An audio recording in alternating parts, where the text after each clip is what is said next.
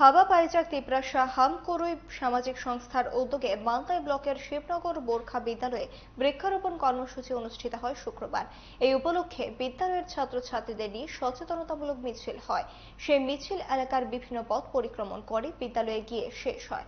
উপস্থিত ছিলেন শিক্ষক শিক্ষিকা সহ সংস্থার সদস্যরা। পরে সবাই মিলে বিদ্যালয় প্রাঙ্গণে বিভিন্ন প্রজাতির গাছের চারা রোপণ করেন।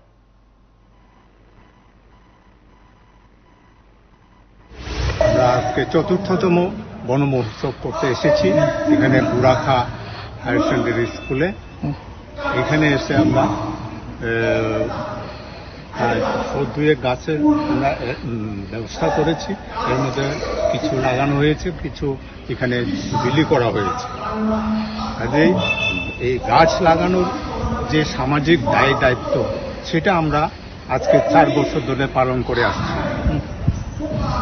এবং আমাদের শুধু বন মহোৎসব কেন, আমরা বিভিন্ন সামাজিক কার্যকলাপ চালিয়ে যাচ্ছি আমাদের নিজেদের স্বার্থ অনুসারে।